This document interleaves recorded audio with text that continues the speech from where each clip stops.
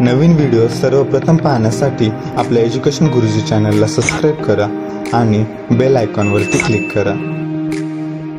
विद्यार्थी मित्रांनो, आज आपण संरक्षणशास्त्र विषयाचा अभ्यास करणार आहोत.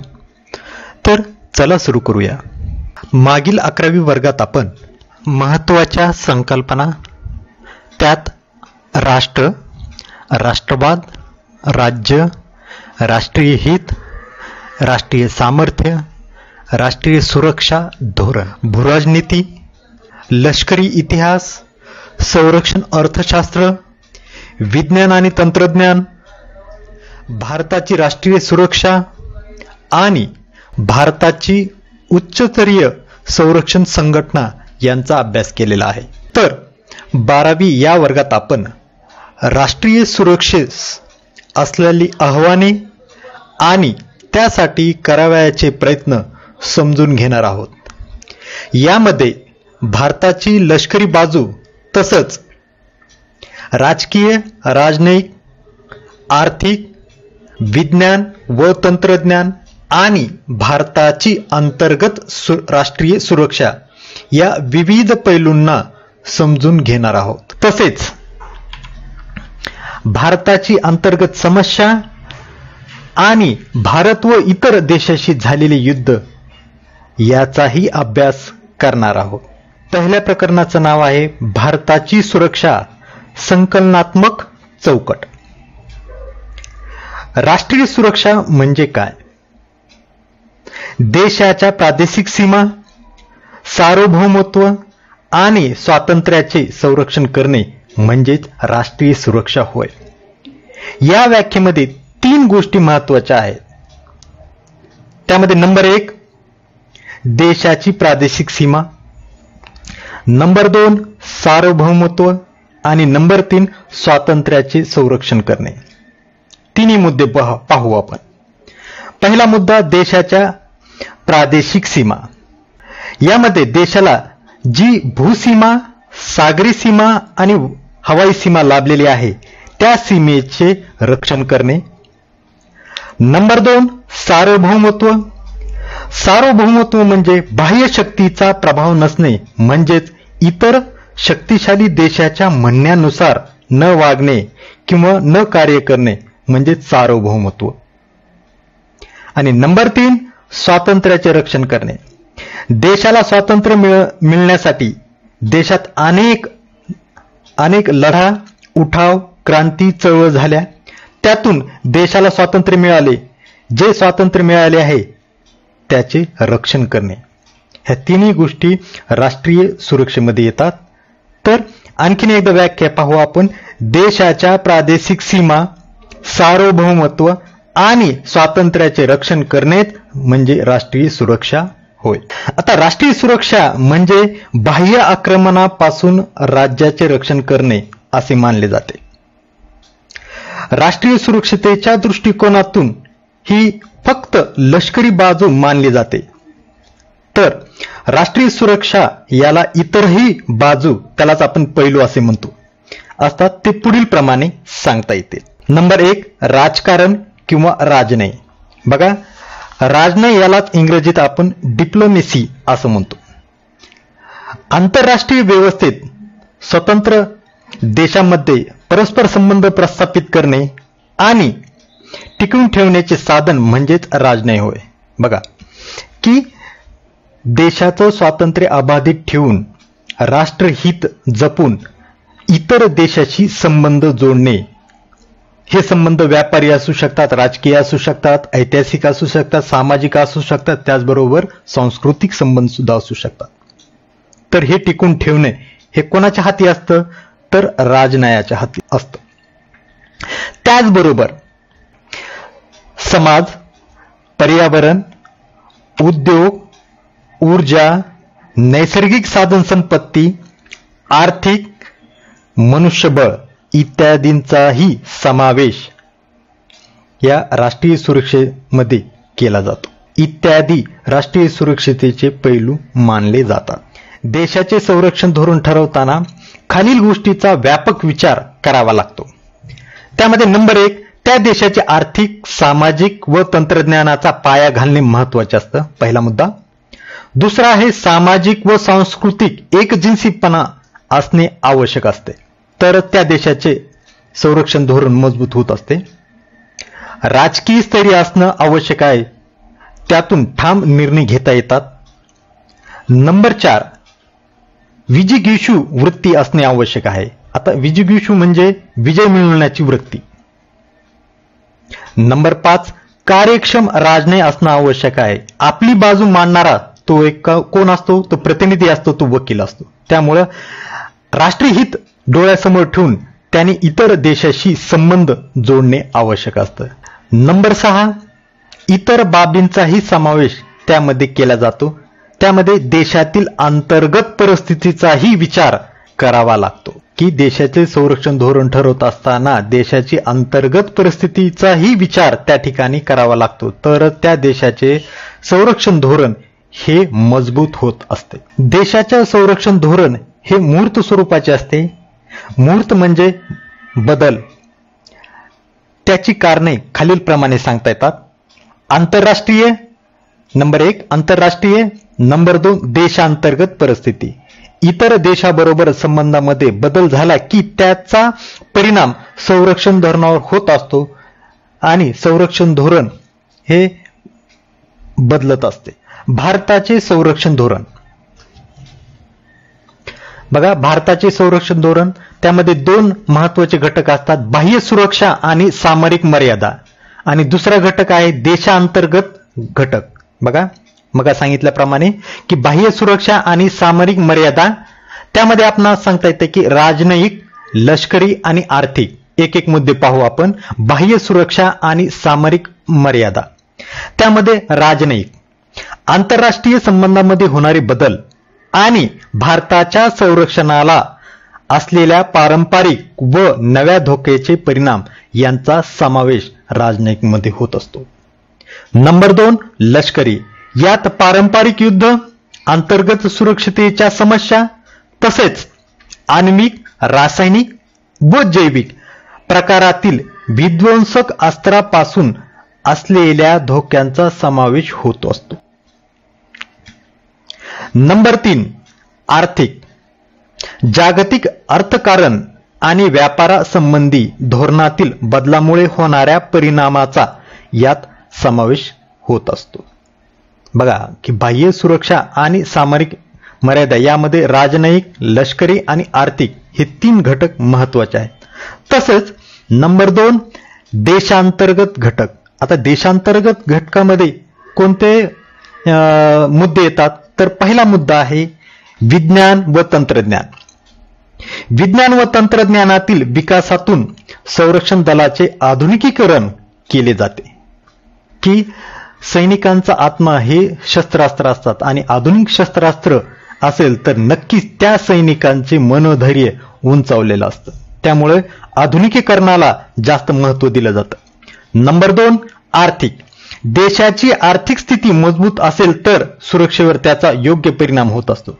बघा की एका नाण्याच्या 2 बाजू आपल्याला सांगता येते, की देशाचा विकास आणि संरक्षण ह्या दोन्ही गोष्टी सायमल्टेनियसली म्हणजे समानतेनं विकास होणं आवश्यक आहे. तरच संरक्षणावर मोठ्या प्रमाणात पैसा खर्च केला जाऊ शकतो. त्यातून नवनवीन तंत्रज्ञान, नवनवीन शस्त्रास्त्र विकसित केले जाऊ शकतात किंवा आयात केले जाऊ शकतात. त्यामुळं त्या देशाची आर्थिक परिस्थिती चांगली असेल तरच हे साध्य होऊ शकतं. नंबर 3 सामाजिक राजकीय स्थिती. देशातील सामाजिक व राजकीय स्थैर्य आणि त्याचे अंतर्गत सुरक्षतेवर होणारे परिणाम हे महत्वाचे असतात.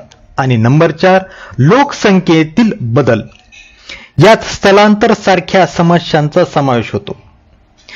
हे 4ही घटक देशांतर्गत घटकामध्ये मोडले जातात, की भारताचे संरक्षण धोरण ठरवत असताना हे मुद्दे महत्वाचे असतात. भारताने संरक्षण धोरणात स्वातंत्र्य, अंतर्गत सुरक्षा आणि प्रादेशिक एकात्मता यांना सर्वाधिक प्राधान्य दिले.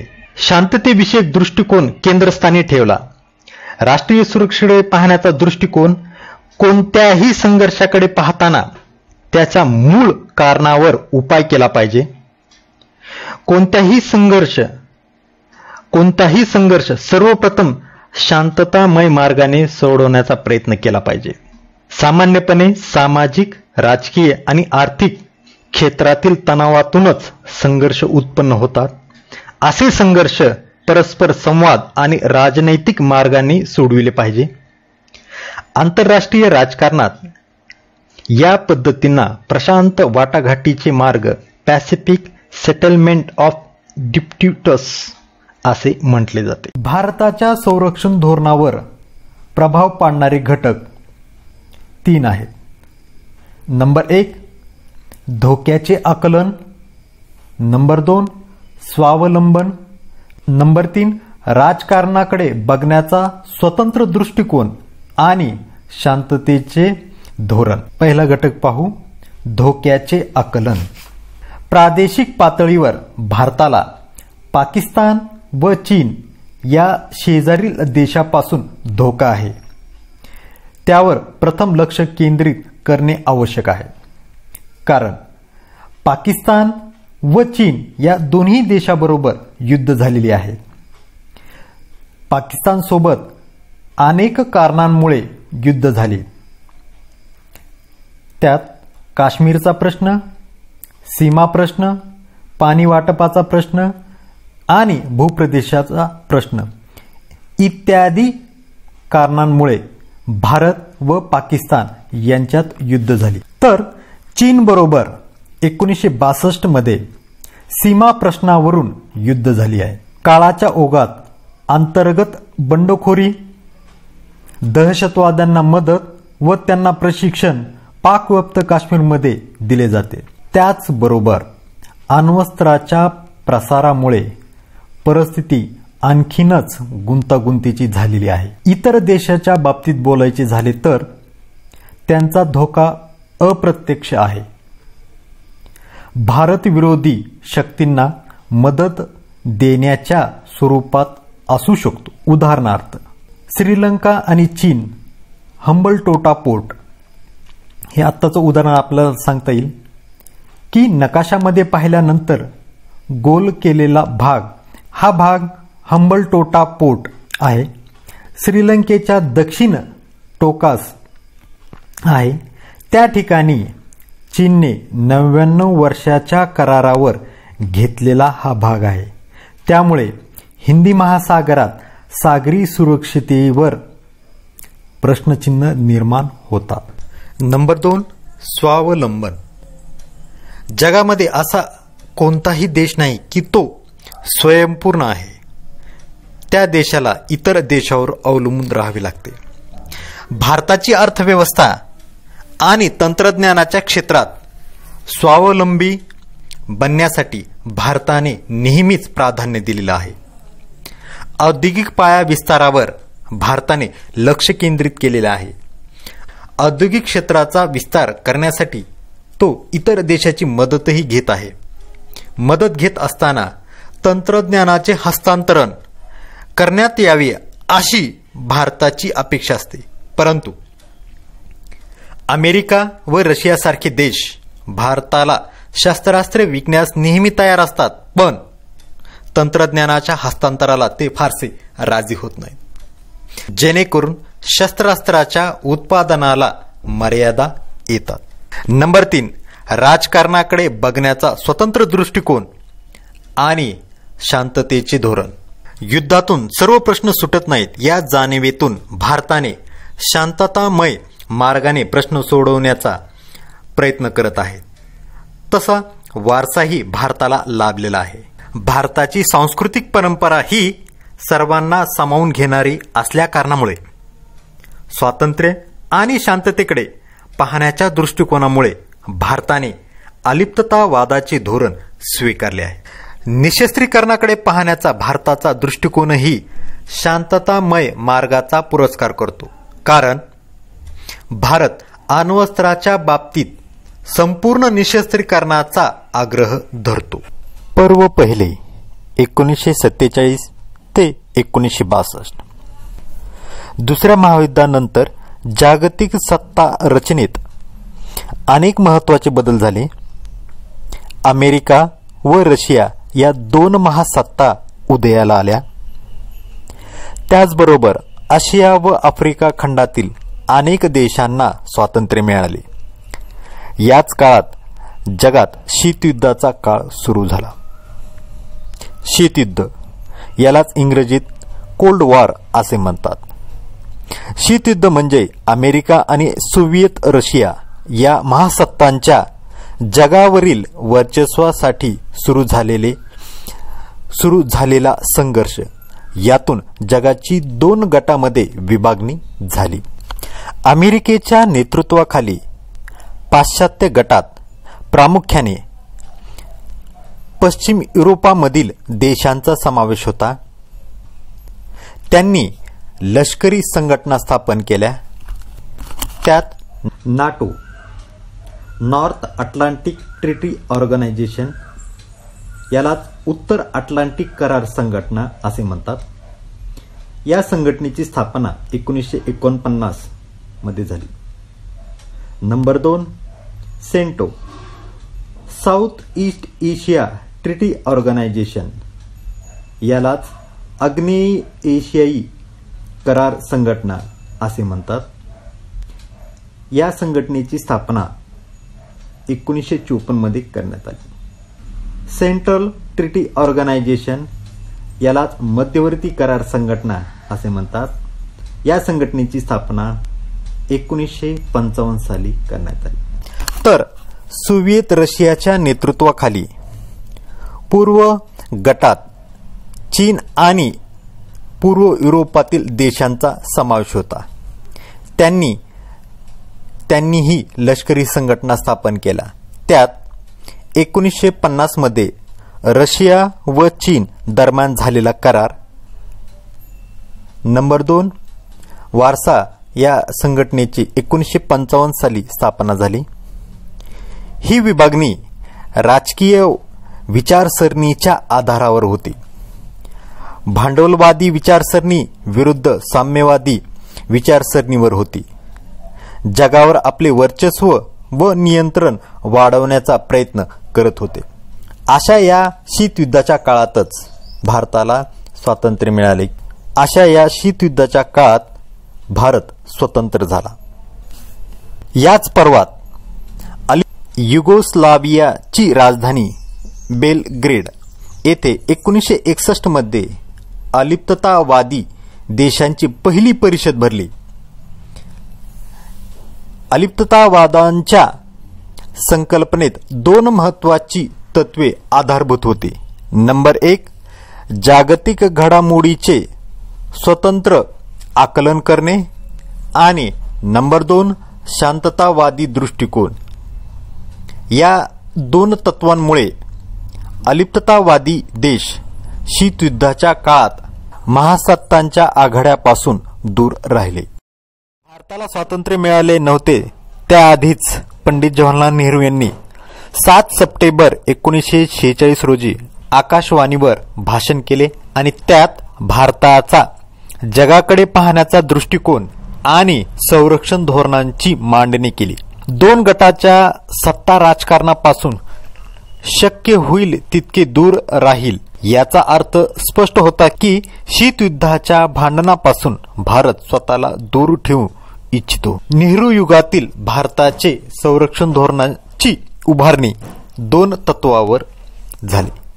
बघा, पंडित जवाहरलाल नेहरूंनी भारताचे संरक्षण धोरणाची उभारणी 2 तत्वावर केली होती. नंबर 1 जागतिक घडामोडीचे स्वतंत्र आकलन करणे आणि नंबर 2 शांततामय मार्गाचा पुरस्कार करणे. या 2 तत्वावरच भारताने पहिलं आपलं संरक्षण धोरण उभारलेलं होतं. त्यामध्ये पहिला आपण बघू की जागतिक घडामोडीचे स्वतंत्र आकलन. शीतयुद्धाच्या काळात त्यातील लष्करी आघाडीच्या राजकारणापासून स्वतःला दूर ठेवण्याची इच्छा होती.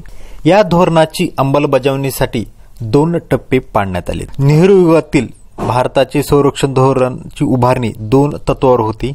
तर हे तत्व लागू करण्यासाठी भारताने 2 टप्पे त्याचे करण्यात आले. नंबर 1 पहिला टप्पा आशिया व आफ्रिका खंडातील देशांमध्ये प्रादेशिक सहकार्याला प्रोत्साहन देणे पहिला. नंबर 2 अलिप्ततावादी धोरणांना पाठिंबा देणे हा दुसरा. असे 2 टप्पे करण्यात आले. त्यामध्ये पहिल्या टप्प्यामध्ये काय केलं तर भारताने 1947 मध्ये दिल्लीत एशियाई प्रदेशाची प्रादेशिक परिषद आयोजित केली। या परिषदेत आशियातील स्वतंत्र चळवळीमधील अनेक नेते एकत्र आले होते, म्हणजे नव्यानेच त्यांना स्वातंत्र्य मिळालेले होते असे राष्ट्र हे एकत्रित आलेले होते। आशिया खंडातील सामायिक प्रश्नांची चर्चा आणि आशियात प्रादेशिक वादाची रुजवणूक करण्यासाठी हे नेते व्यासपीठावर एकत्र आले होते की भारतालाही स्वातंत्र्य मिळालेलं होतं, नुसतं स्वातंत्र्य मिळालं होतं, आशिया खंडामधील अनेक असे राष्ट्र होते की त्यांना स्वातंत्र्य मिळालेले होते। मग अशा राष्ट्रातील नेते हे एकत्रित आलेले होते, त्यांना एक व्यासपीठ त्या ठिकाणी मिळालेलं होतं आणि त्या ठिकाणी येऊन काय केलं तर सामायिक प्रश्नांवर चर्चा केली। म्हणजे ज्या काही समस्या आहेत, मग ते भारतातल्या असो किंवा इतर देशामधल्या असो, त्यांच्या सामायिक ज्या समस्या आहेत त्या समस्या सोडवणे एकमेकांच्या सहकार्याच्या मदतीने। आणि दुसरा मुद्दा प्रादेशिक वादाची रुजवणूक करणे। आता प्रादेशिक वाद म्हणजे काय हे आपण पाहू। प्रादेशिकता वाद म्हणजे काय तर भूप्रदेशाच्या पातळीवर परस्परांना सहकार्य करण्याच्या प्रक्रियेलाच प्रादेशिकता वाद असे म्हणतात। की प्रादेशिकता वाद म्हणजे काय की भूप्रदेशाच्या पातळीवर परस्परांमध्ये सहकार्य, म्हणजे सहकार्याची भूमिका ठेवणे। लक्षात घ्या की यामध्ये काय आहे, सहकार्य ठेवणे। मग कोणत्या प्रकारचं सहकार्य तर दळणवळण, दूरसंचार, ऊर्जा निर्मिती, आरोग्य इत्यादी बाब एकमेकांमध्ये सहकार्य करणं। कारण की नुसतं त्यांना काय मिळालेलं होतं, स्वातंत्र्य मिळालं होतं आणि ह्या स्वातंत्र्य मिळाल्यानंतर ज्या काही समस्या समोर आलेल्या होत्या त्या समस्या कमी करण्यासाठी त्यांनी एकत्र येणं आवश्यक होतं आणि तशा पद्धतीचं व्यासपीठ भारताने उभे केलेले होते। नंबर 2, दुसरी परिषद 1955 मध्ये इंडोनेशियातील बाडुंग येथे संपन्न झाली। ही परिषद आफ्रिका आशिया परिषद ठरली। यामध्ये पहा की पहिल्या परिषदमध्ये फक्त आशिया खंडातील राष्ट्र सामील झालेले होते, परंतु दुसऱ्या परिषदमध्येच आफ्रिका खंडाचाही समावेश झालेला दिसून येतो। आंतरराष्ट्रीय राजकारणात आशिया व आफ्रिका खंडाचे स्थान निश्चित करण्यासाठी व जगात शांतता प्रस्थापित करण्यात काय योगदान देऊ शकतात हे ठरवण्यासाठी ही परिषद भरविण्यात आली। आशिया व आफ्रिका खंडात प्रादेशिकतावादाचा प्रसार झाला। म्हणजे लक्षात घ्या की ही जी दुसरी परिषद भरलेली होती, प्रादेशिक परिषद भरलेली होती, या प्रादेशिक परिषदेचा मूळ हेतू काय होता तर पहिली गोष्ट आंतरराष्ट्रीय राजकारणामध्ये आशिया व आफ्रिका खंडाचं स्थान निश्चित करणं पहिला। दुसरा जगात शांतता प्रस्थापित करण्यात काय योगदान देऊ शकतो आफ्रिका आणि आशिया खंडातील राष्ट्र हा दुसरा मुद्दा। आणि तिसरा आशिया व आफ्रिका खंडात प्रादेशिकतावादाचा प्रसार करणे। ह्या 3 कारणासाठी दुसरी प्रादेशिक परिषद भरवण्यात आलेली होती। मात्र 1950च्या दशकात प्रादेशिकतावादाच्या प्रक्रियेसमोर काही समस्या उभ्या राहिल्या। पहिली समस्या शीतयुद्धाचा आशिया खंडात प्रवेश झाला। नंबर 2 आशियाई देशांनी अमेरिका व रशिया बरोबर लष्करी करार केले। यामुळे प्रादेशिकतावाद हा अलिप्ततावादी चळवळीच्या दिशेने वळाला। शीतयुद्धाचा आशिया खंडामध्ये प्रवेश झाला। आशिया खंडातील अनेक राष्ट्र हे अमेरिका व रशियाच्या लष्करी गटामध्ये सामील झाले। त्यामुळे प्रादेशिकतावाद हा अलिप्ततावादी चळवळीच्या दिशेने वळाला। त्यामुळे 1961 मध्ये युगोस्लावियातील बेलग्रेड येथे अलिप्ततावादाची पहिली परिषद भरली आणि या ठिकाणी अलिप्ततावाद संघटनेची स्थापना झाली। ही संघटना महासत्तांच्या लष्करी आघाड्यापासून अंतर राखून होती। जे राष्ट्र महासत्तांच्या लष्करी आघाड्यात सहभागी झाली होती ते अलिप्ततावादी गटाचे सदस्य झाले नाही। जे राष्ट्र अमेरिका व रशियाच्या ज्या काही लष्करी संघटना तयार झालेल्या होत्या त्यांनी त्याचं सदस्यत्व मिळवलेलं होतं, असे राष्ट्र हे अलिप्ततावादी संघटनेचे सदस्य झाले नाहीत। भारताच्या सुरक्षेसमोर आलेले आव्हाने नंबर 1, 1947-48चे भारत पाकिस्तान युद्ध. स्वातंत्र्यानंतर लगेचच भारताच्या सैनिकाला देशाच्या संरक्षणासाठी उभे राहावे लागले. अखंड भारताची फाळणी होऊन भारत आणि पाकिस्तान अशा 2 राष्ट्राची निर्मिती झाली. भारताच्या स्वातंत्र्याच्या वेळी राजा हरिसिंग यांनी आपले काश्मीर संस्थान स्वतंत्र ठेवण्याचे ठरवले. काश्मीर पाकिस्तानात समाविष्ट व्हावे म्हणून पाकिस्तान हरिसिंगवर दडपण आणू लागले. ऑक्टोबर 1947 मध्ये पाकिस्तानच्या चेतावणीने त्या ठिकाणी सशस्त्र घुसखोरांनी काश्मीरवर हल्ला केल्यानंतर हरिसिंगने हे संस्थान भारतात विलीन करण्याच्या करारावर सह्या केल्या. विलिनीकरणानंतर भारत सरकारने लष्कर पाठवून घुसखोरांनी बळकावलेला मोठा भूप्रदेश परत मिळवला. तरीही अद्यापही काश्मीरचा काही भाग पाकिस्तानच्या ताब्यात राहिला. नंबर 2, राष्ट्रीय एकात्मता. स्वातंत्र्यानंतर लगेचच हैदराबाद, जुनागड, गोवा इत्यादी संस्थाने भारतीय संघराज्यात विलिनीकरण करण्याच्या प्रक्रियेतही भारतीय सैनिकांनी महत्त्वाची भूमिका बजावली. नंबर 1, हैदराबाद संस्थान. भारतात सर्वात मोठ्या असणाऱ्या या संस्थानात तेलुगू, कन्नड व मराठी भाषिक प्रांतांचा समावेश होता. या संस्थानावर निजामांची सत्ता होती. रजाकार संघटनेचे अत्याचार वाढल्यामुळे त्या ठिकाणी भारतीय सैनिकांनी कारवाई केली. या कारवाईला ऑपरेशन पोलो हे सांकेतिक नाव दिले आणि 17 सप्टेंबर 1948 रोजी निजाम शरण येऊन हैदराबाद संस्थान भारतात विलीन झाले. जुनागड. गुजरातमधील सौराष्ट्रातील जुनागड संस्थानातील प्रजेला भारतात सामील व्हायचे होते. संस्थान पाकिस्तानात सामील होण्याच्या नवाबाच्या निर्णयाला तेथील प्रजेने कसून विरोध केला. या विरोधामुळे नवाब पाकिस्तानमध्ये पळून गेला आणि फेब्रुवारी 1948 मध्ये जुनागड भारतात विलीन झाला. गोवा संस्थान. पोर्तुगीजांच्या ताब्यात असलेला गोवा प्रदेश भारताच्या स्वाधीन करण्यास नकार दिल्याने भारतीय सैनिकांनी त्या ठिकाणी कारवाई करून 19 डिसेंबर 1961 मध्ये गोवा मुक्त केला. अशा प्रकारे भारतीय सैनिकांनी महत्त्वाची भूमिका बजावली. नंबर 3, हिमालयातील शेजारी. नेपाळ, भूतान आणि तिबेट या हिमालयाच्या पर्वत रांजीत वसलेल्या शेजारील देशाशी भारताने सुरक्षाविषयक करार केले. या देशांचे चीनपासून संरक्षण करण्याची जबाबदारी भारताने आपल्या शिरावर घेतली. नंबर 4, चीन. 1949 मध्ये चीनला स्वातंत्र्य मिळाले. चीन साम्यवादी देश बनला. चीनमधील माओ झेडॉंग यांच्या सरकाराला लगेच भारताने मान्यता दिली. मात्र तिबेट प्रश्नावरून 1950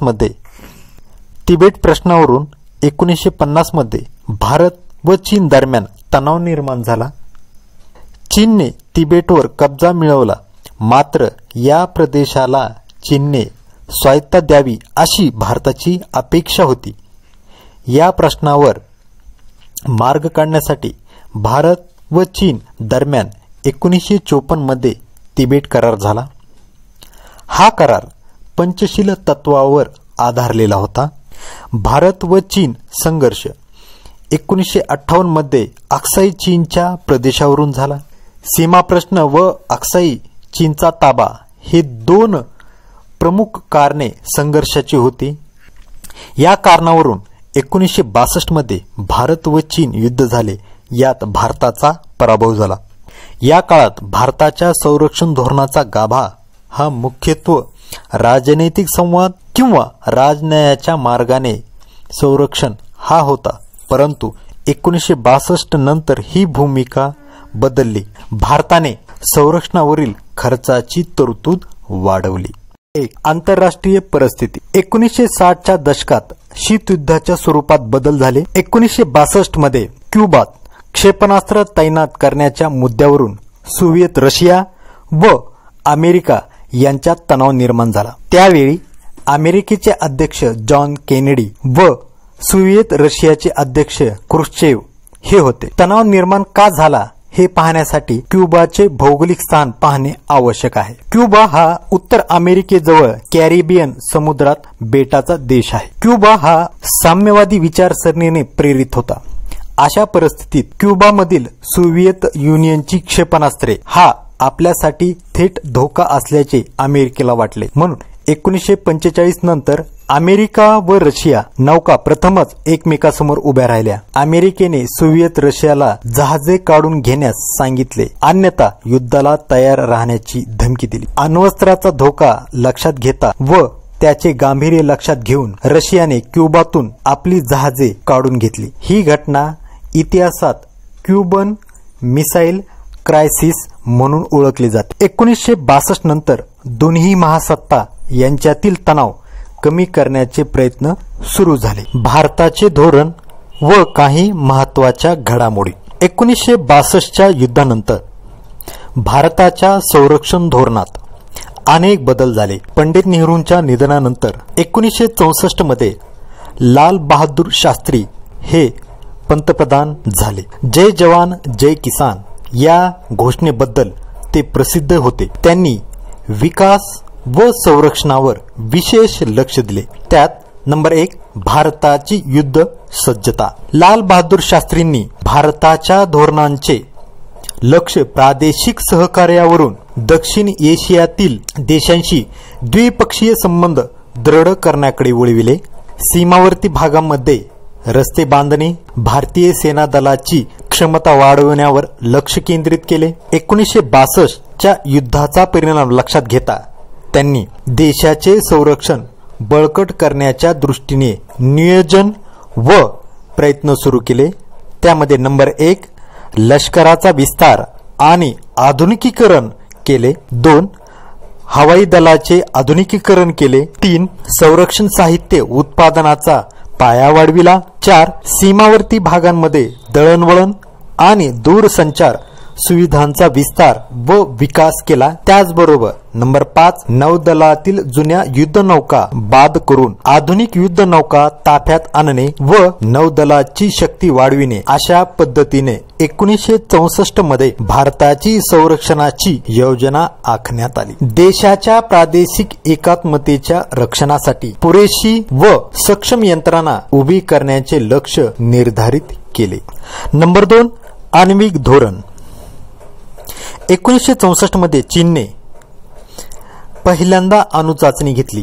त्याचा भारताच्या संरक्षणाला असलेला धोका ओळखून तत्कालीन प्रधानमंत्री लाल बहादूर शास्त्रींनी भारताच्या आण्विक धोरणात पहिल्यांदा महत्वाचा बदल केला की आण्विक शस्त्रास्त्रांना असलेला भारताचा विरोध कायमस्वरूपी नसून शांततापूर्ण उपयोगासाठी आण्विक चाचणी घडवण्याची भारताची इच्छा आहे असे त्यांनी जाहीरपणे सांगितले. नंबर 3 1965चे युद्ध.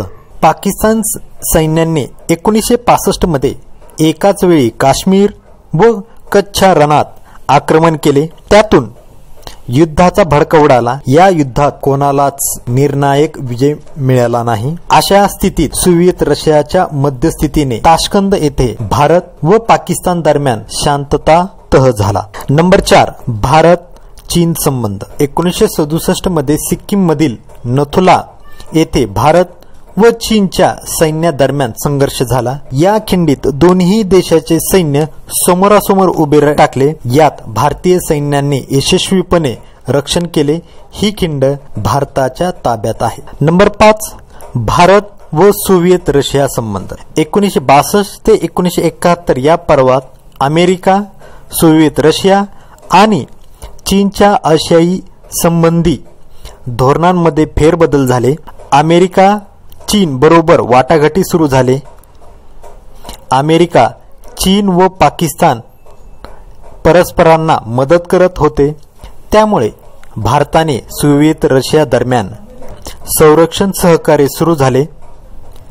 त्याची परिणती म्हणून 1971 मध्ये 20 वर्षाच्या काळासाठी भारत व रशिया दरम्यान शांतता आणि मैत्री करार झाला. नंबर 6, 1971 युद्ध. पाकिस्तानच्या पूर्व पाकिस्तानातील धोरणांमुळे, पूर्व पाकिस्तान म्हणजे आजचा बांगलादेश, धोरणांमुळे दक्षिण एशियात मानवी संकट निर्माण झाले. पूर्व पाकिस्तानातील जनतेवर होत असलेल्या पाकिस्तानच्या अत्याचारामुळे तेथील मोठ्या प्रमाणावर निर्वासित भारतात येऊ लागले. त्याचा परिणाम भारतीय अर्थव्यवस्थेवर होऊ लागला. त्यातून 1971च्या डिसेंबरमध्ये भारत व पाकिस्तान दरम्यान युद्ध झाले. या युद्धात पाकिस्तानचा निर्णायक पराभव झाला आणि पूर्व पाकिस्तानचे अस्तित्व संपुष्टात येऊन बांगलादेशची निर्मिती झाली. नंबर 7, शिमला करार. 1972 मध्ये हिमाचल प्रदेशातील शिमला येथे भारत व पाकिस्तान दरम्यान शांतता कराराचा मसुदा निश्चित करण्यासाठी परिषद झाली. त्यात भारत व पाकिस्तान दरम्यानचे सर्व प्रश्न शाश्वत शांती म्हणजे दीर्घकाळ टिकणारी शांतता आणि द्विपक्षीय संबंधाच्या चौकटीत सोडवण्याचा महत्त्वपूर्ण निर्णय झाला. अशा पद्धतीने 1962 ते 1971 हा संक्रमणाचा काळ होता. या काळात भारताच्या सुरक्षा धोरणांचा भर राजनैतिक वाटाघाटी किंवा राजनयातून संरक्षण याऐवजी भारताचे सामरिक सामर्थ्य वाढविण्याकडे झुकला. भारत आता अलिप्तवादाकडे केवळ शीतयुद्धापासून दूर राहण्यासाठीचे राजकीय धोरण याऐवजी संरक्षणासाठीची व्यूहनीती या दृष्टीने पाहू लागला. यातून अमेरिका आणि सोव्हिएत रशिया या दोघांशीही वाटाघाटी करण्याचे स्वातंत्र्य भारताला लाभले. दक्षिण एशिया हाच भारताच्या सुरक्षा धोरणाचा कळीचा मुद्दा बनला. आंतरराष्ट्रीय स्थिती. 1971 मध्ये अमेरिकेचे अध्यक्ष रिचर्ड निक्सन आणि सोव्हिएत रशियाचे साम्यवादी पक्षाचे सरचिटणीस लिओनिद ब्रेझनेव यांची मॉस्कोत भेट झाली. 2 महासत्तांदरम्यानच्या मॉस्को शिखर परिषदेने शीतयुद्धाच्या काळातील तणाव शिथिल होण्यास सुरुवात झाली. या तणाव शिथिललाच देतांत असे म्हणतात. आता देतांत म्हणजे काय हे पाहू आधी. देतांत म्हणजे मैत्री नव्हे तर तणाव निवळणे. अमेरिका आणि सोव्हिएत रशियाने यांच्या दरम्यानचा तणाव कमी करण्याचे प्रयत्न जाणीवपूर्वक सुरू केले. या काळात एक महत्त्वाची घटना घडली. अमेरिकेचे अध्यक्ष निक्सन यांनी 1972 मध्ये चीनला भेट दिली. या भेटीतून चीनमधील साम्यवादी राजवटीला आपोआपच अमेरिकेची मान्यता मिळाली. देतांत काळात सोव्हिएत रशियाने 1979 मध्ये अफगाणिस्तानमध्ये लष्करी हस्तक्षेप केला. त्यामुळे अफगाणिस्तानात साम्यवादी राजवट सत्तेवर आली. मात्र या साम्यवादी सरकारला देशांतर्गत म्हणजे अफगाणिस्तानात मोठा विरोध होता. साम्यवादी राजवट विरुद्ध मुजाहिदीनांनी लढा पुकारला. म्हणजे अफगाणिस्तानामध्ये असलेले मुजाहिदीन यांनी लढा पुकारला. या मुजाहिदीनांनी पाकिस्तानच्या भूमीवर आश्रय मिळाला. तसेच पाकिस्तान व अमेरिकेकडून युद्धासाठी सर्वतोपरी मदत पुरवली जाऊ लागली. 1980च्या दशकाच्या शेवटी सोव्हिएत रशियामध्ये अंतर्गत बदल झाले. मिखाईल गोर्बाचेव हे रशियाचे सत्ताधीश झाले. त्यांनी पेरेस्ट्रोइका, ग्लासनोस्ट, खुलेपणा आणि पुनर्रचना धोरण जाहीर केले. त्याचाच एक भाग म्हणून सोव्हिएत रशियाने अफगाणिस्तानातून आपल्या फौजा मागे घेण्यास सुरुवात केली. 1989 मध्ये पूर्व युरोपात प्रतिक्रांती घडली. ठिकठिकाणी साम्यवादी राजवटी स्थानिकांनी उलटून लावल्या.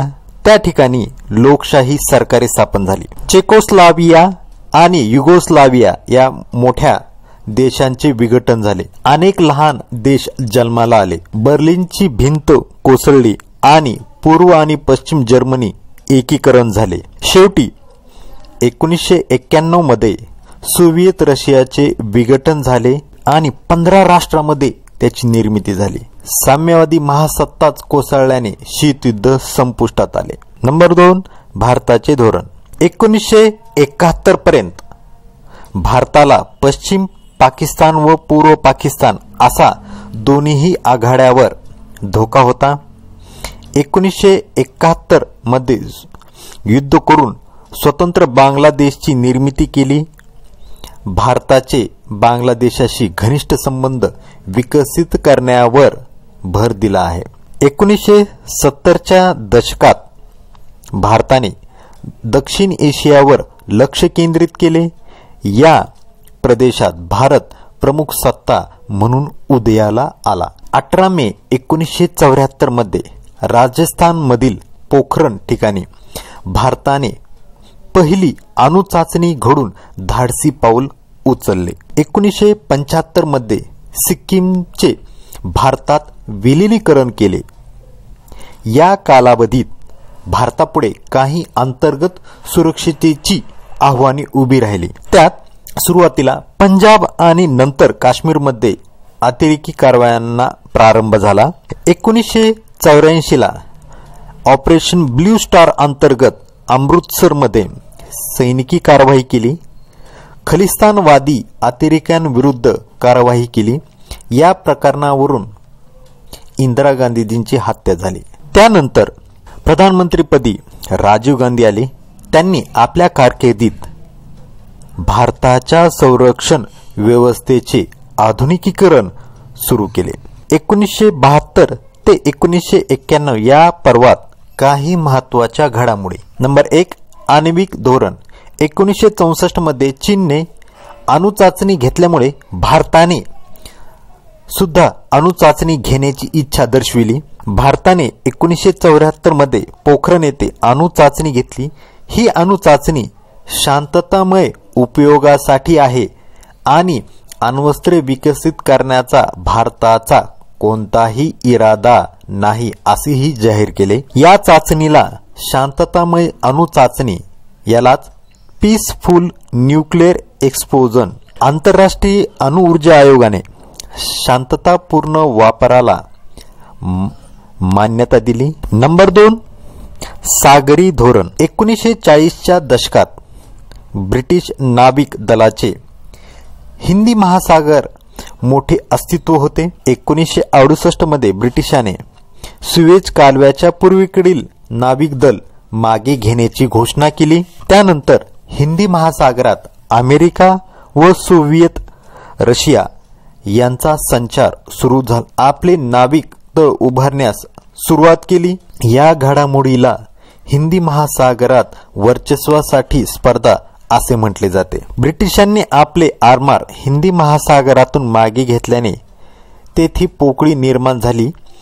ती भरून काढण्यासाठी 2 महासत्तांमध्ये चढाओढ सुरू झाली. भारताला असे वाटत होते की हिंदी महासागर हे शांतता क्षेत्र जाहीर करावे अशी भारताची मागणी केली. 1971च्या युद्धात नौदलाने महत्वाची भूमिका बजावली.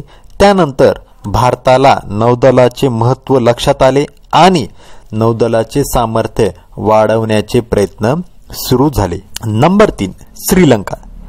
1970च्या दशकात श्रीलंकेमध्ये वांशिक संघर्ष सुरू झाला. श्रीलंकेत तामिळ विरुद्ध सिंहली असे एकमेकाविरुद्ध उभे राहिले. हा संघर्ष वाढतच गेला. या यादवी युद्धात भारताने मध्यस्थी करावी व शांततेसाठी प्रयत्न करावे अशी विनंती श्रीलंका सरकारतर्फे करण्यात आली. त्यानुसार 1987 मध्ये श्रीलंका व भारत दरम्यान करार झाला. या करारानुसार भारताने श्रीलंकेत शांती सेना इंडिया पीस कीपिंग फोर्स पाठवली. नंबर 4 मालदीव. 1988 मध्ये मालदीवमधील सरकार उलथून टाकण्याचा प्रयत्न केला गेला.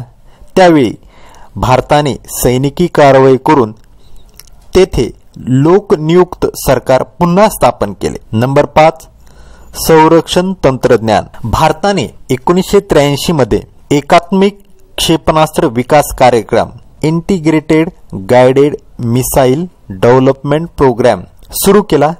त्या अंतर्गत उच्च तंत्रज्ञान व क्षमता असलेली विविध प्रकारची क्षेपणास्त्रे विकसित करण्यात आली. त्यामध्ये पृथ्वी, अग्नी, ब्रह्मोस क्रूज क्षेपणास्त्र, निर्भय सबसॉनिक क्रूज क्षेपणास्त्र, पाणबुडीतून मारा करणारे K4 व K5 बॅलिस्टिक क्षेपणास्त्र, हवाई हल्ल्यापासून संरक्षणासाठी जमिनीवरून हवेत मारा करणारे प्रद्युम्न पृथ्वी क्षेपणास्त्र, आकाशातून आकाशात मारा करू शकणारे क्षेपणास्त्र इत्यादींचा समावेश होतो. नंबर 6 अंतर्गत सुरक्षा.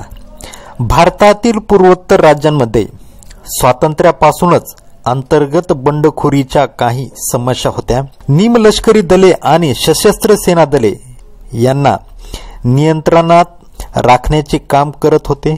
मात्र 1960च्या दशकात नक्षलवादाच्या रूपाने नवीन समस्या उभी राहिली. 1970च्या दशकात केंद्र सरकारने विविध उपाययोजनेद्वारे ती नियंत्रित ठेवली. पुढे स्वतंत्र खलिस्तानच्या मागणीच्या स्वरूपात पंजाबमध्ये फुटीरतावादाची समस्या उभी राहिली. 1980च्या दशकात तिने उग्र स्वरूप धारण केले. त्यावेळी केंद्र सरकारला पंजाबमधील अतिरेक्यांविरुद्ध कठोर उपाययोजना करावी लागली. त्यानंतर काश्मीरमध्ये नव्या प्रकारचा दहशतवाद सुरू झाला. 80च्या दशकाच्या उत्तरार्धात अफगाणिस्तानातील मुजाहिदीन काश्मीरच्या खोऱ्यात घुसू लागले आणि भारताविरुद्ध कारवाया करू लागले. अशा प्रकारे भारत 1971 नंतर दक्षिण एशियातील महत्वाची सत्ता म्हणून उदयाला आला. या पर्वात भारताने आपले सामर्थ्य टप्प्याटप्प्याने वाढवत नेले. 1974 मध्ये भारताने केलेली अणुचाचणी शांततेसाठी होती, तरी त्यातून अण्वस्त्र बनवू शकण्याच्या भारताच्या क्षमतेचे प्रदर्शन जगाला घडले. श्रीलंका आणि मालदीवमधील मोहिमेमुळे दक्षिण एशियातील सुरक्षा आणि सजग आहे हेही जगाला दिसले. मात्र याच काळात भारतातील अंतर्गत समस्याही वाढल्या. पंजाबमधील दहशतवादामुळे भारतापुढे आव्हान उभे राहिले. काश्मीरमधील दहशतवादी कारवायाही या काळात वाढल्या गेल्या. आंतरराष्ट्रीय परिस्थिती. 1989 ते 1991 या काळात आंतरराष्ट्रीय पातळीवर काही महत्वाच्या घडामोडी झाल्या. नंबर 1 मध्य व पूर्व युरोप देशांमध्ये प्रतिक्रांती होऊन साम्यवादी राजवटीचा अस्त झाला. 1990 मध्ये इराकने कुवेतवर बळजबरीने ताबा घेतला. त्यातून कुवेतचे युद्ध उद्भवले. 1991 मध्ये सोव्हिएत रशियाचे विघटन झाले. त्यातून शीतयुद्धाची समाप्ती झाली. 1990च्या दशकाच्या प्रारंभी शीतयुद्धोत्तर काळात जागतिकीकरण हा शब्दप्रयोग मोठ्या प्रमाणात वापरात आला. जागतिकीकरणाची व्याप्ती मोठी आहे. त्यात 1991 नंतर जगात घडलेल्या आर्थिक, राजकीय, वैचारिक, सामाजिक, सांस्कृतिक आणि तंत्रज्ञानातील बदलांचा समावेश होतो. जागतिकीकरणामुळे विविध देश आणि त्यामधील लोकांचे परस्परांशी संबंध आणि संवाद मोठ्या प्रमाणात वाढला. विविध तंत्रज्ञानाच्या विकासाने जगाची ही इंटरकनेक्टिव्हिटी वाढली. नंबर 2 भारताचे धोरण. 1980च्या उत्तरार्धात भारतापुढे मोठे आर्थिक संकट उभे राहिले. 1991 मध्ये प्रधानमंत्री नरसिंह राव यांनी आर्थिक उदारीकरणाच्या प्रक्रियेला सुरुवात केली. त्यातून भारताची अर्थव्यवस्था सावरली. तिने नवीन उभारी घेतली. 1996 मध्ये झालेल्या लोकसभेच्या निवडणुकीत कोणत्याच पक्षाला स्पष्ट बहुमत मिळाले नाही। या कालावधीत अटल बिहारी वाजपेयी, HD देवेगौडा व इंद्रकुमार गुजराल यांची सरकारे देशामध्ये पाहिली। 1998 मध्ये वाजपेयी सरकार सत्तेवर आल्यानंतर पोखरण येथे सलग अणुचाचणी घेतल्या आणि भारत आता अण्वस्त्र सज्ज देश झाल्याचे जाहीर केले। 1999 मध्ये कारगिलचे युद्ध झाले। पाकिस्तानी सैनिकांना भारतीय हद्दीतून हाकलून लावले। पुढील काळात अनेक सरकार सत्तेवर येऊन गेली। 1991 नंतरच्या काळात झालेले काही बदल, त्यामध्ये नंबर 1 आपल्याला सांगता येईल भारत अमेरिका संवाद। संरक्षण व सामरिक क्षेत्रात भारत आणि अमेरिकेमधील संबंधामध्ये उत्तरोत्तर सुधारणा होत गेली। नागरी अणुऊर्जा तंत्रज्ञाना संबंधी सहकार्यासाठी भारत व अमेरिका दरम्यान अणु करार झाला, हे त्याचे उत्तम उदाहरण सांगता येईल। Number 2 Indo Pacific. Indo Pacific क्षेत्रात संबंधात काही महत्त्वाचे पुढाकार घेतले गेले। पूर्व आशियाई राष्ट्राशी जवळचे संबंध प्रस्थापित करण्यासाठी लुक ईस्ट व नंतर ॲक्ट ईस्ट ही धोरणे आखली गेली। पाकिस्तानशी संबंध। काश्मीरमध्ये पाकिस्तानने पुरस्कृत केलेल्या दहशतवादी कारवायांमध्ये वाढ झाली। 1999 मध्ये पाकिस्तानी सैन्यांनी कारगिल परिसरात घुसखोरीमुळे दोन्ही देशांमध्ये युद्ध झाले। कारगिलचे युद्धालाच ऑपरेशन विजय नाव देण्यात आले। नंबर 4 बदलते सामरिक धोरण। पाकिस्तान व चीन या दोन्ही देशांच्या संदर्भात भारताने आपल्या भूमिकेत बदल केला। भारतीय संरक्षण धोरण अधिक आक्रमक व सक्रिय बनवले। म्यानमार 2015, बालाकोट 2019, चुमार 2014 आणि डेमचोक लडाख 2014 आणि डोकलाम मध्ये झालेल्या घुसखोरी 2017 भारताने याला ठामपणे विरोध दर्शविला। त्यातून भारताचे बदलते सामरिक धोरणांचे दर्शन होते। भारताची म्यानमार मोहीम 2015। भारताच्या ईशान्य भारतातील सीमांची सुरक्षा करणाऱ्या 6 डोंगरा रेजिमेंटच्या सैनिक तुकडीवर 4 जून 1915 रोजी NSCN खापलांग या दहशतवादी गटाने हल्ला केला। त्यात 18 जवान शहीद झाले। हा हल्ला करून हे दहशतवादी म्यानमारच्या सीमा अंतर्गत भागातील त्यांच्या दहशतवादी प्रशिक्षण केंद्रावर गेले। भारताने या हल्ल्याचा बदला घेण्यासाठी एक योजना केली व म्यानमार सरकारला विश्वासात घेऊन या दहशतवादी केंद्रावर हल्ला करण्याची योजना बनवली। ज्या भागात हल्ला करायचा आहे त्याची संपूर्ण माहिती मिळवली। हे अभियान 2 ठिकाणाहून करण्यात आले। त्यात नागालँड आणि मणिपूर यांच्या म्यानमार सीमा क्षेत्राची निवड करून त्या ठिकाणच्या दोन्ही दहशतवादी ठिकाणांना लक्ष्य करण्याची योजना बनवली। एकूण 70 भारतीय सैनिकांनी या मोहिमेत सहभाग घेतला। त्यांच्याकडे रायफल्स, रॉकेट लॉन्चर्स, ग्रेनेड आणि नाईट विजन चष्मे इत्यादी सह ग्रुव हेलिकॉप्टरने म्यानमार सीमेत प्रवेश केला। ज्या 2 ठिकाणावर हल्ला करायचा होता त्या ठिकाणी 2 गटात विभागणी करून प्रत्यक्ष ठिकाणाच्या 15 किलोमीटर अलीकडेच सोडण्यात आले। तेथून घनदाट जंगलातून जाऊन सैन्यांनी कारवाई केली। भारतीय सैन्यांनी केवळ 40 मिनिटांमध्ये आपली संपूर्ण मोहीम संपवून 2 दहशतवादी केंद्रे नष्ट केली। 158 दहशतवाद्यांना मारले।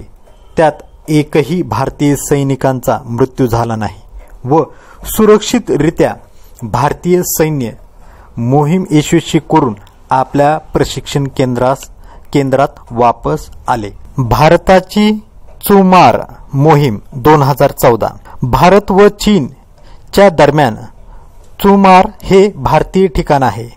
या ठिकाणी चीनी सैनिकांनी केलेल्या घुसखोरीस भारतीय सैन्याने जशास तसे प्रत्युत्तर दिले. भारत व चीन यांच्या चुमार या भारताच्या वास्तविक नियंत्रण रेषा भागात सीमेपर्यंत जाण्यासाठी बांधकाम करत असताना चीनी सैन्य अधिकाऱ्याने त्यास आक्षेप घेतला. त्याचा विरोध म्हणून चीनी सैन्याने भारतीय हद्दीत प्रवेश करून तंबू ठोकले. तत्कालीन संरक्षण मंत्री मनोहर पारेकर यांनी हा मुद्दा चीनी संरक्षण मंत्रालयासमोर मांडून भारतीय भागातील पायाभूत सुविधांना चीन आक्षेप घेऊ शकत नाही याबाबत खंबीर भूमिका घेतली. या भागात चीनी सैन्याने 3 ठिकाणी तंबू ठोकून परत जाण्यास नकार दिला.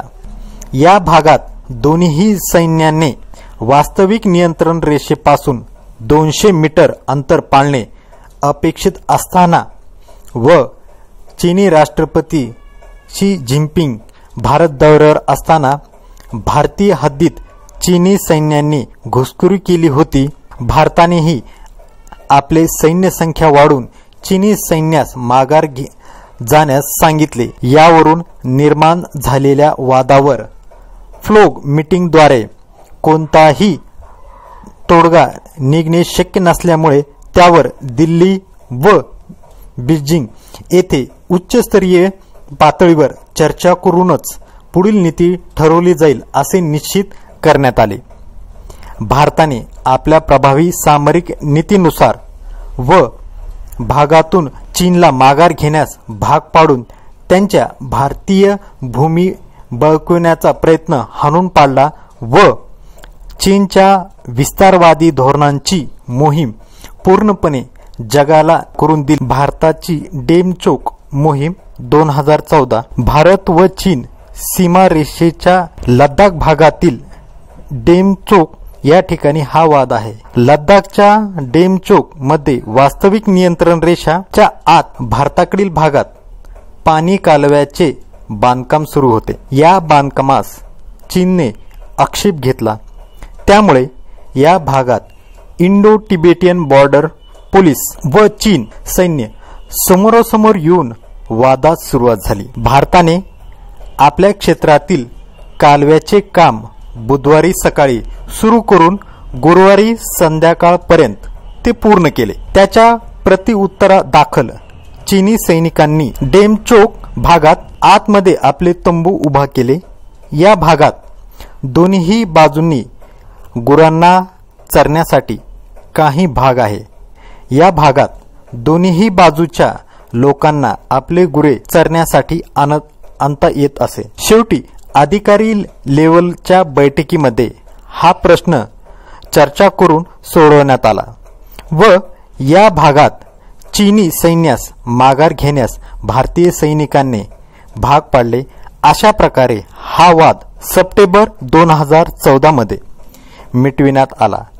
भारताने या चीनचा भारतीय प्रदेशात हस्तक्षेप करण्याचा व घुसखोरी करण्याचा प्रयत्न हाणून पाडला व चीनच्या विस्तारवादी धोरणावर भारत खंबीरपणे उत्तर देऊ शकतो हा संदेश चीन सरकार व सैन्यांना याद्वारे दिला. भारताची डोकलाम मोहीम 2017. भारत, चीन व भूतान या 3 देशाच्या सीमा ज्या ठिकाणी एकत्र येतात त्या ठिकाणी भूतानच्या डोकलाम या प्रदेशात चीनी सैन्यांनी घुसखोरी केली होती. डोकलाम हा भाग भूतानचा असून सिक्कीम पासून 60 किलोमीटर अंतरावर भारत, चीन व भूतान यांच्या सीमा चुंबीच्या खोऱ्यामध्ये एकत्र येतात.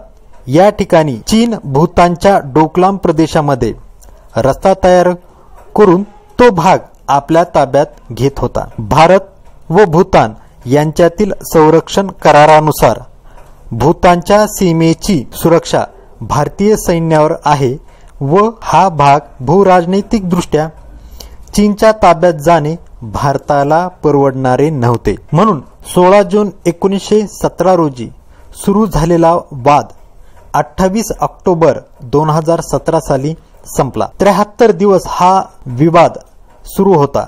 भारताच्या राजनैतिक कूटनीतीद्वारे व भारताच्या खंबीर सैनिक धोरणांमुळे या प्रदेशातून चीनला माघार घ्यावी लागली. यात भारताचा विजय झाला. अशा प्रकारे डेमचोक, चुमार व डोकलाम या 3 क्षेत्रात भारताने खंबीरपणे आपल्या सैनिकी शक्ती व राजनैतिक कूटनीतीचा परिचय देऊन चीनला त्याच्या विस्तारवादी धोरणांपासून दूर ठेवले.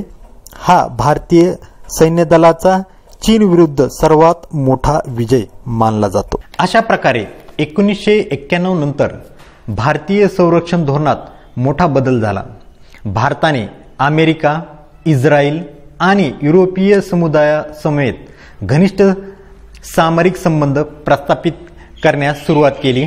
त्याचबरोबर विघटन झालेल्या रशियासोबतही भारताचे चांगले संबंध कायम आहेत. भारताचे सुरक्षाविषयक धोरण अधिकाधिक वास्तववादी बनवत गेले. आदर्शवादावर आधारित धोरण हळूहळू मागे पडत गेले. आर्थिक स्थैर्य आणि प्रगती, राजकीय स्थैर्य, विज्ञान आणि तंत्रज्ञान क्षेत्रात केलेली कामगिरी आदी घटनांमुळे भारताने जागतिक राजकारणात महत्त्वाचे स्थान मिळवले आहे.